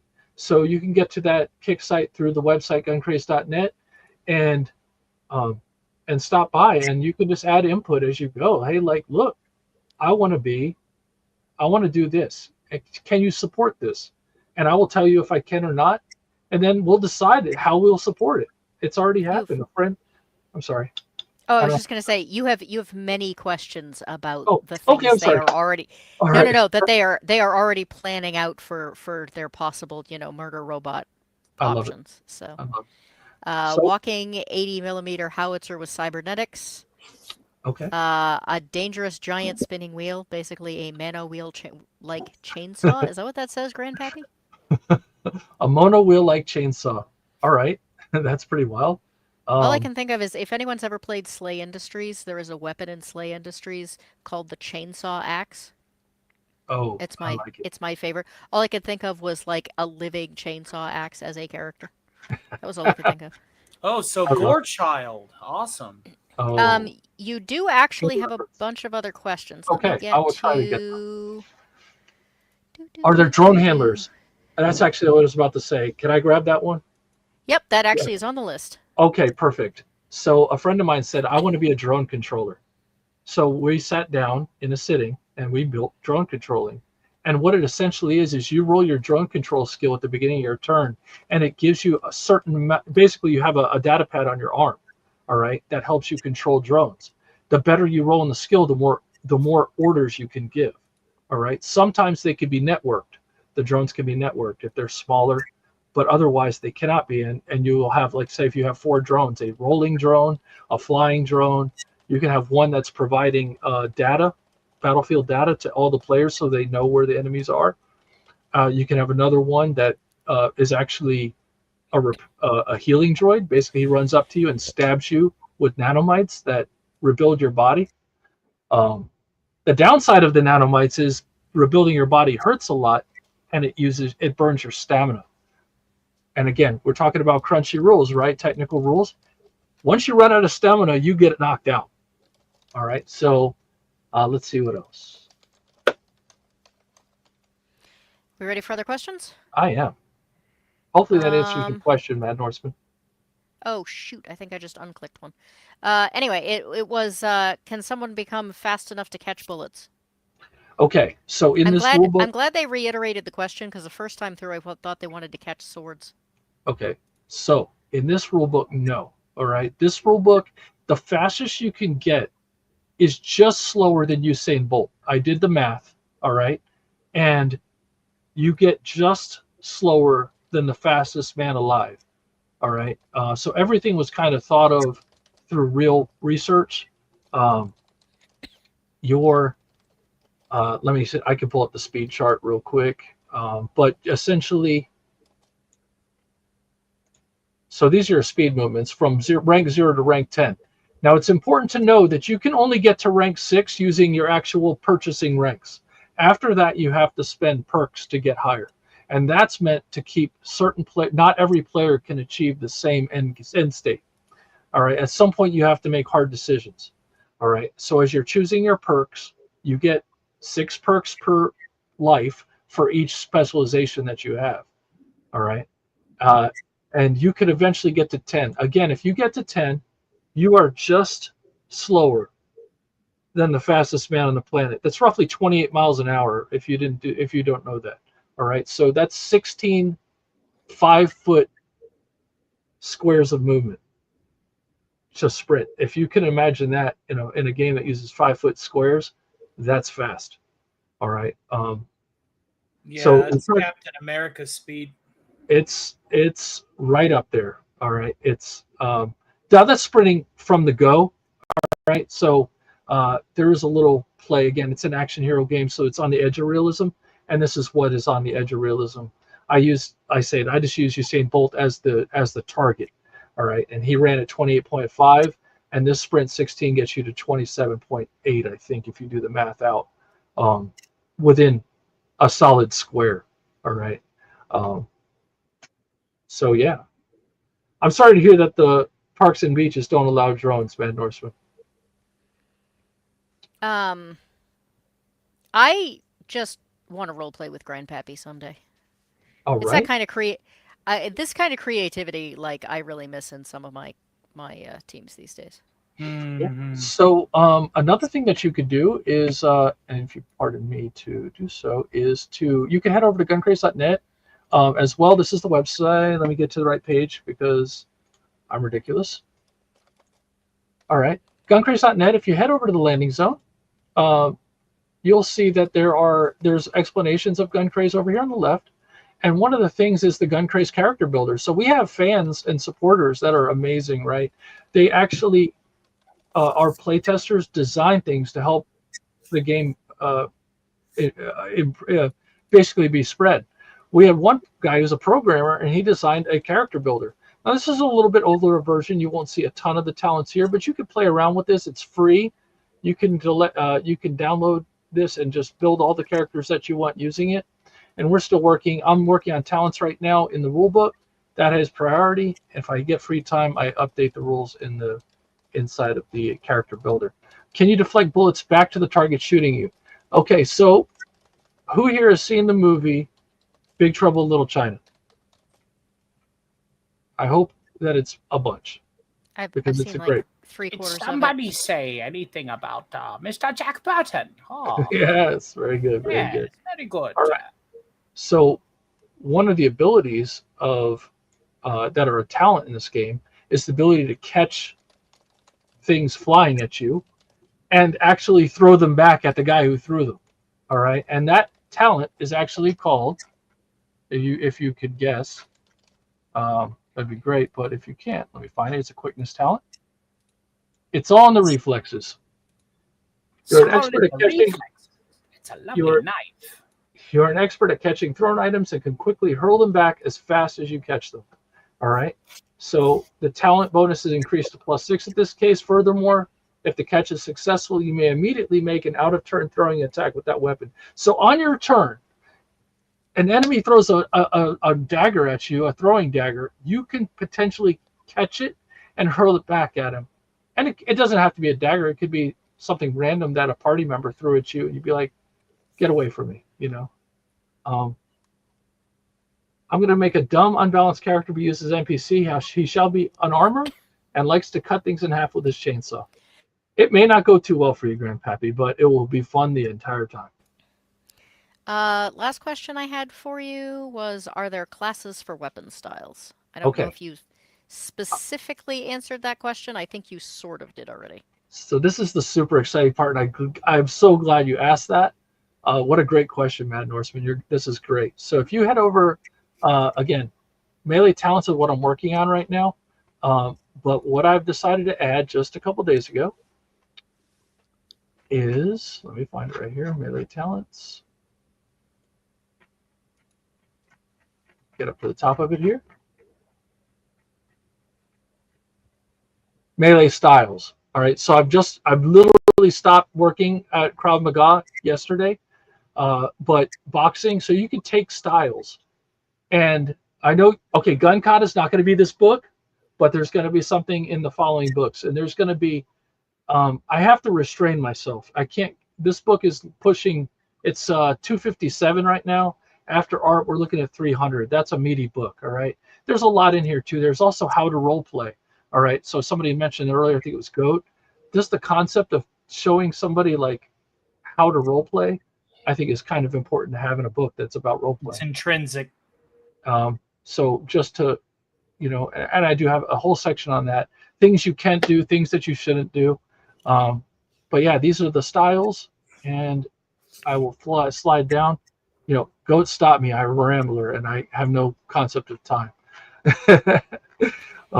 When you We need do to, need to Okay. start getting Okay. close to wrapping up so that people all have time to. I mean, you have so much stuff in this that like people are just gonna have to go to the Discord and look. Yeah, I mean, we could do a show just on gun craze. I mean, honestly, we could do a show on pretty much any game as it is. We're just trying really hard to kind of give people a taste of things so that they can seek them yes, out if they're interested. yes. Indeed. So, and this game has karma. All right, so people, murder hobos, killing people is not good for you. Karma is an optional rule, but the gun master can enact it.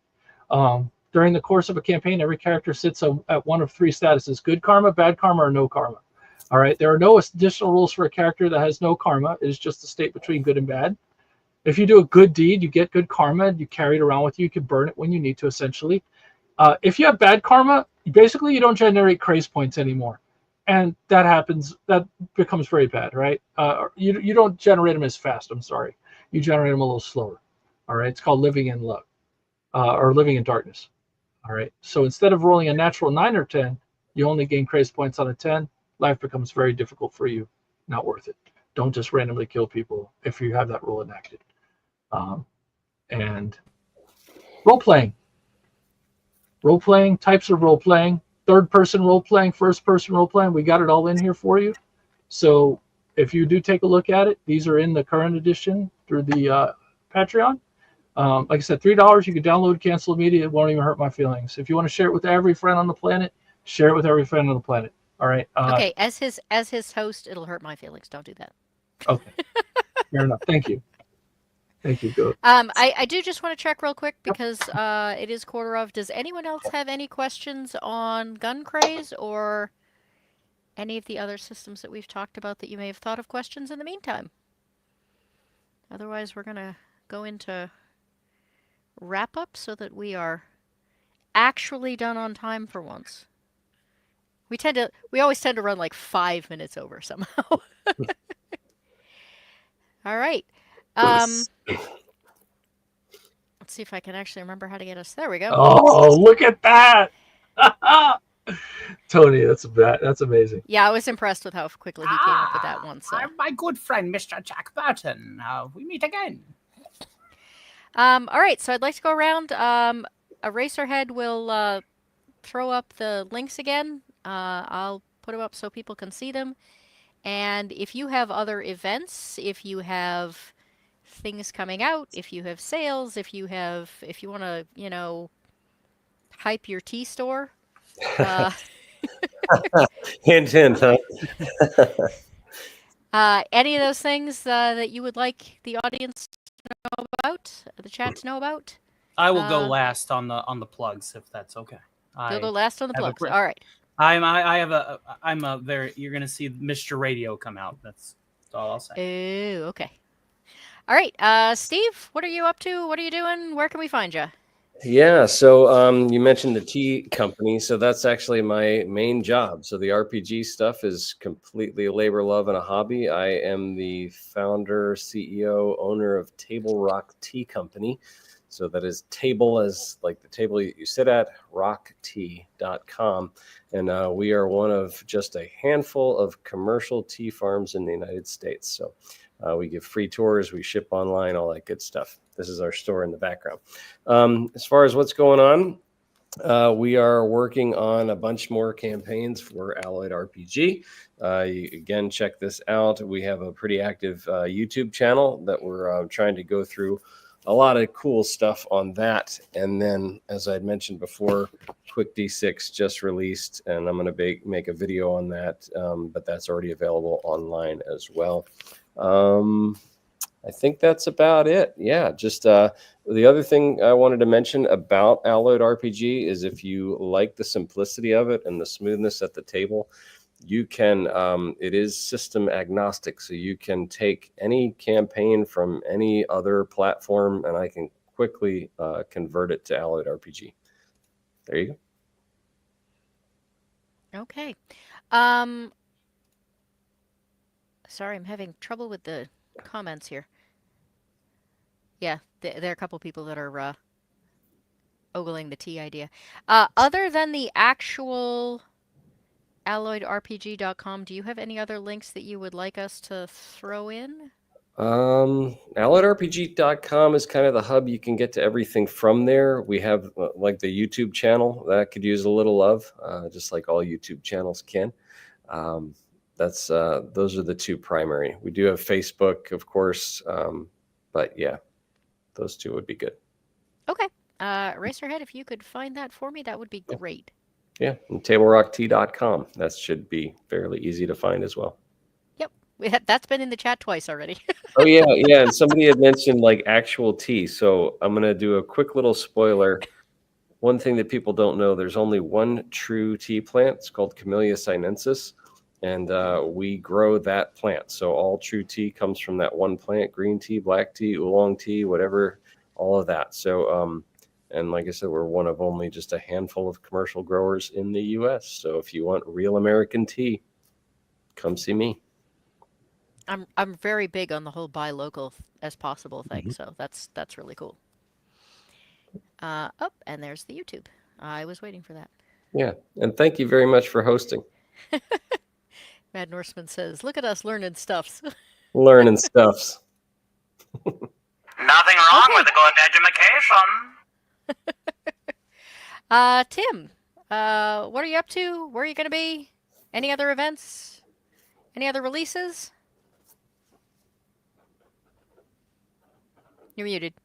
What was that for, Tony?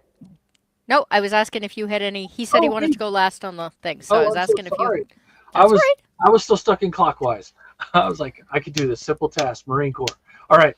I mean, that's all right. If he hadn't said, if he'd told me at the beginning of the show that he wanted to go last on plugging stuff, I would totally have forgotten by now. So.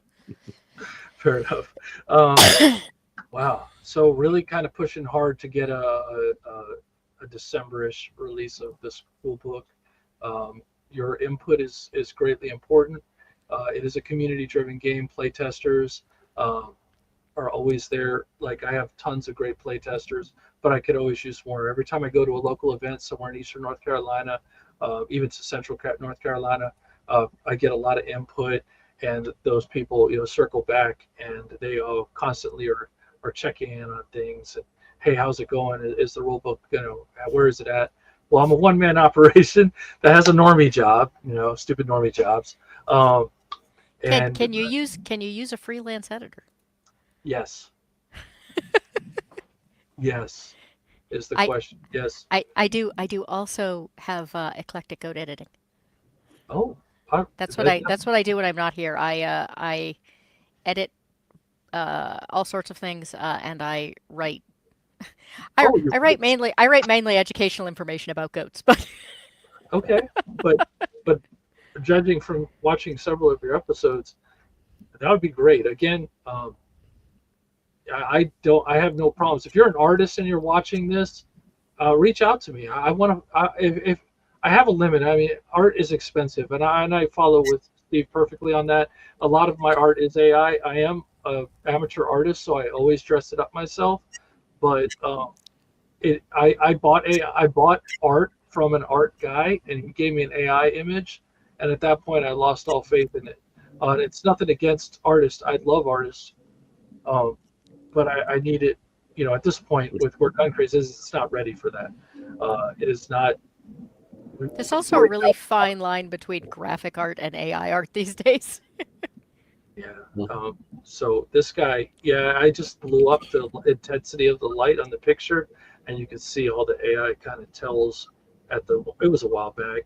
But yeah, it was unfortunate. Kind of really. Yes, if you're an artist, reach out to me, and I would love to see get your name in this rule book. If I have a style, but it's pen and ink, black and white. So unlike color, which was like 3 times more expensive, Even black and white is very expensive. I have one image. I'm sorry, go ahead. I would suggest in the real world that Mad Norseman might also be right up your alley. All right, let's go Bad Norseman. All right, so again, reach out to me. You can get to me to any of the links. Just track me down. Facebook, I'm really kind of active on. Instagram. So if you have those questions, if you want to be a part of the Gun Craze universe, I'd love that. I mean, I'd love to tie you in on it. Build a character. Send me a good story. He might be in the game as a core character. All right, so that's looking at you, Grandpappy. So. Okay. Well, thank you very much. Tony, you're up. It's about live time. me- Don't touch that dial, ladies and gentlemen, because we are now going to properly plug things in the way that is best suited for the style. Do you like variety entertainment? Do you like people that are capable of singing and writing parody songs, impersonations, and much, much more? Then please consider tuning in to Stock's Thursday Matinee, not Saturday, even though I almost said Saturday and almost flubbed just about 30 seconds into this particular plug, ladies and gentlemen. We are going to be having a multitude of programmings coming out on the YouTube of the tube of the U's, and I can't even talk straight, ladies and gentlemen. That's how bad I'm doing this. I'm screwing it up as we speak, ladies and gentlemen. From the tippity top, we have a game show on Monday. We have a variety show on Thursday. We have a general punditry show that is on Saturday. We are often seen at many and multiple guest venues where you will see ultimate puppetry happening on the Snowdub channel, discussing games right here with Electric Gunk, which, by the way, my dear, thank you so much for providing us. Let's give her a round of applause, ladies and gentlemen. This advertisement was brought to you by the fine folks at the Nuka-Cola Corporation. Iodine toothpaste and Grey Tortoise cigarettes. If you're going to ruin your smile with the first two products, be a winner. And bring it home with a tube of unmitigated bleach and fluoride. Thank you, and I hope that you all have a wonderful rest of your evening and weekend proviso. You know, kind of like that. How am I supposed to follow that? George, People just ask me lucky people I ask me what I'm doing, and I'm like, I don't know. That's tomorrow. I can't think that far ahead.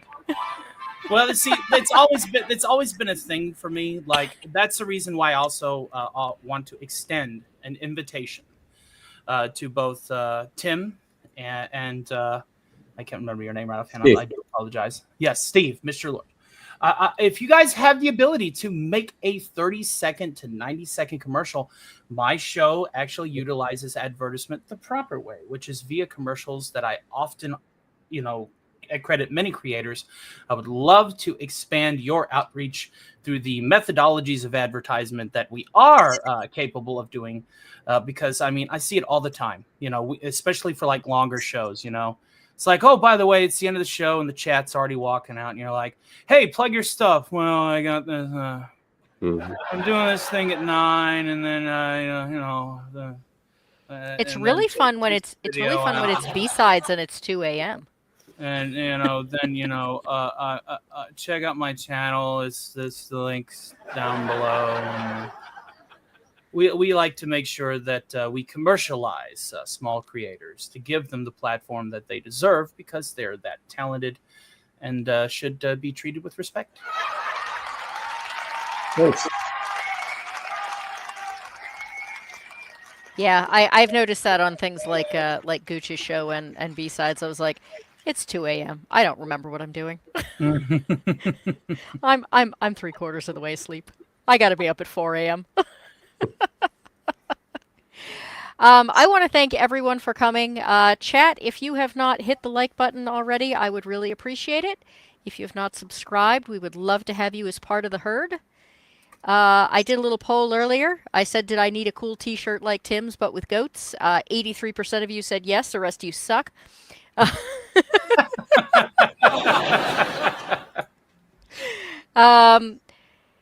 So I am hoping very hard to hit 500 by this summer.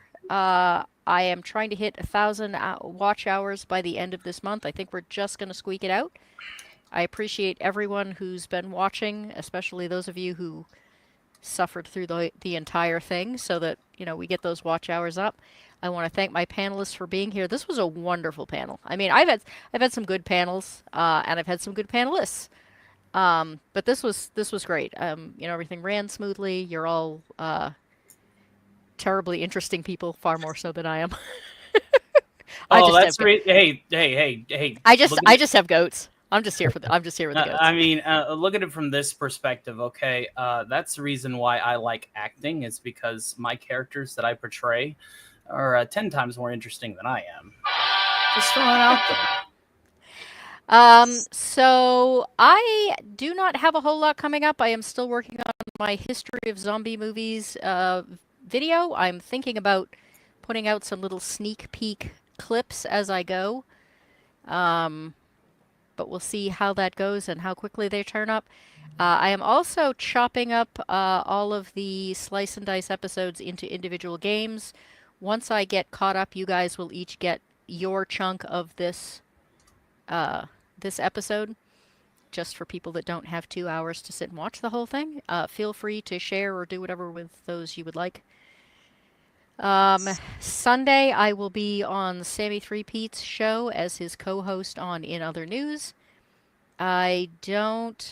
We are considering possibly doing another episode of Shows You've Never Seen on Monday to make up for the one where I was sick.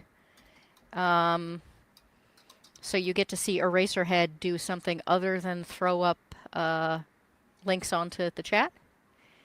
And other than that, we'll be back here next Wednesday. And I hope all the new people that came in will be back with us as well.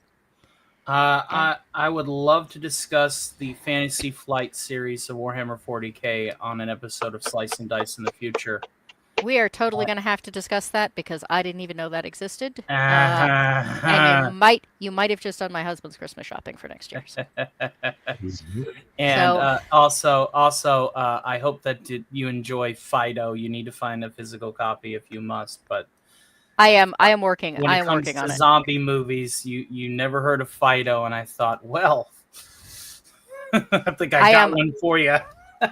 Yeah, I'm working my way through the stack, and I gotta find a copy of that because that's definitely going in the mix. So yes. But again, thank you very much to the chat. Again, please like and subscribe if you haven't already. You've all been absolutely wonderful, and the panelists as well. We're gonna have a little quick outro, and then I will see everyone. Y'all take it easy now, and remember, propane beats charcoal 10-1. Happy headbutting. Meet me at the tavern, have a drink or two. I'm the eclectic goat, and I'm here to gab with you. We'll talk about immersion, adventure heavy lows, characters and story, warlocks and barbarians and bards, comedy or horror. We got inspiration if you're in need of it, or just need to hang out somewhere cozy. We're the guys for you, we've got time for you. Come and join the crew, here's what to do. Meet us at the tavern, have a drink or two. I'm the eclectic goat, and I'm here to play with you. We'll discuss the theory and the mechanics, how we ask for crits, Dungeons and Dragons and Wizards.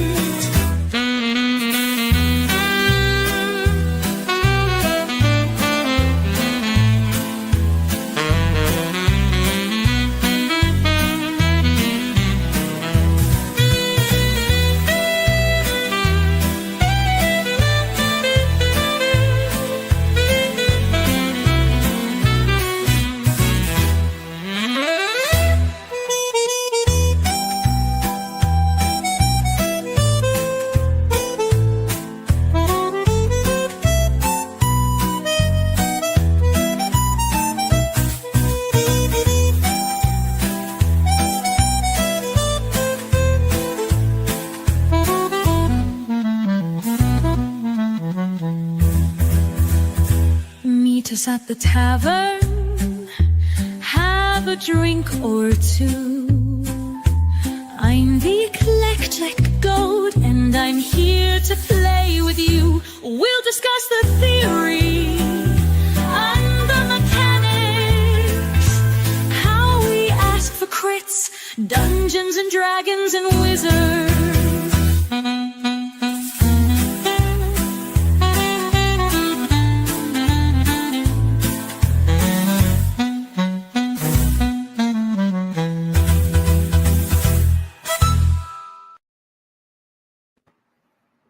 That was awesome. Yeah,